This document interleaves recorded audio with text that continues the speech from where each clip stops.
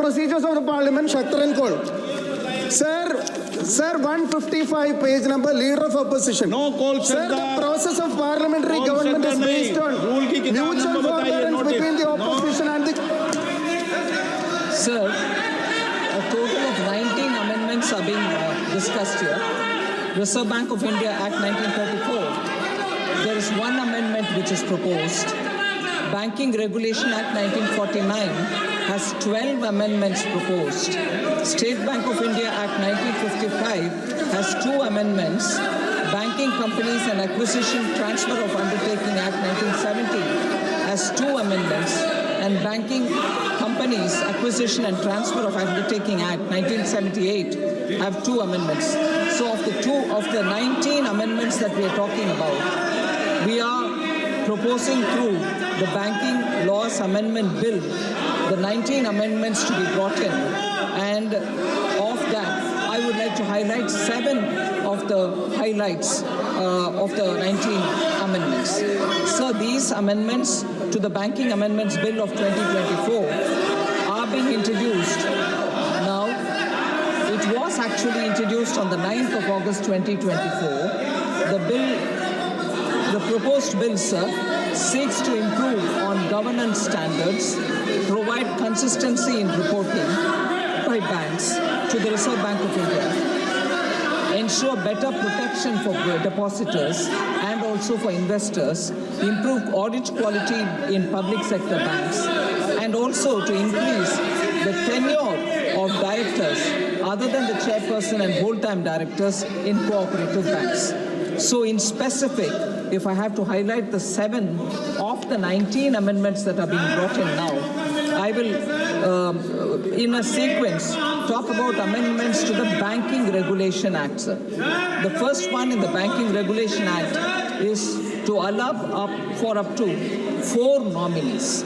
Sir, this includes provisions for simultaneous and successive nominations, offering of greater flexibility and convenience for depositors and their legal heirs, especially concerning deposits, articles in safe custody, and also of safety lockers. So that is the first of the 7 amendments that I'd like to highlight. 19 amendments in total, but I'm highlighting 7. Of the 7, this is the first one. The second that I'd like to highlight, sir, is again amendment to the banking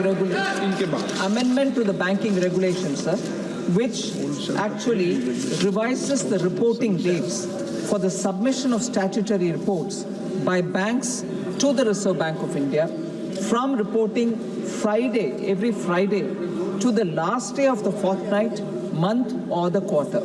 So this change will ensure consistency in reporting, sir, and that will make it easier for even those who want to observe the Indian economy or the way in which banks follow statutory reporting.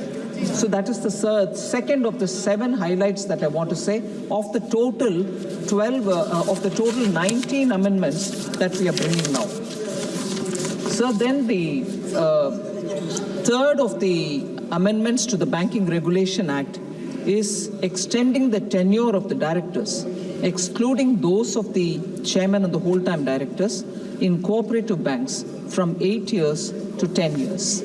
So then the 4th amendment to the Banking Regulation Act, there are 12 amendments only to the Banking Regulation Act, but I'm highlighting some of them. So the 4th one is the amendment to Section 5 of the Banking Regulation Act 1949, which will redefine substantial interest. The expression substantial interest is getting redefined. The threshold for shareholding of a substantial interest will be increased from 5 lakh rupees to 2 crore rupees, reflecting the present value as the same as was last fixed in 1968. The 5th of the Banking Regulation Amendment Act, sir, I already mentioned that there are total of 19 amendments that we are coming along with now. And of the 19, 12 pertain to the Banking Regulation Act. So the 5th one is amendment to subsection 3 of the section 16 of the Banking Regulation Act to allow a director of a central cooperative bank to serve on the board of a state cooperative bank. Normally, sir, in bank, when you appoint directors, they can hold the position of a director only in one institution and not in more. However, the cooperative bank structure, unless a person is elected to one layer of the cooperative, they can't get into the next layer, and as a result, they will necessarily have to hold position in more than one place. So we're making the Banking Regulation Act consistent with that provision so that they are in alignment with the cooperatives that are in banking area. Obviously, I would like to mention for clarification's sake through you, sir, to the Honorable House, that when we are touching matters related to cooperative acts, I think that's very important for me to clarify right at the beginning, that it is only the banking aspects of cooperatives, those cooperatives which are functioning as bank as well, only in their banking activity are these amendments going to come into play once the House passes it.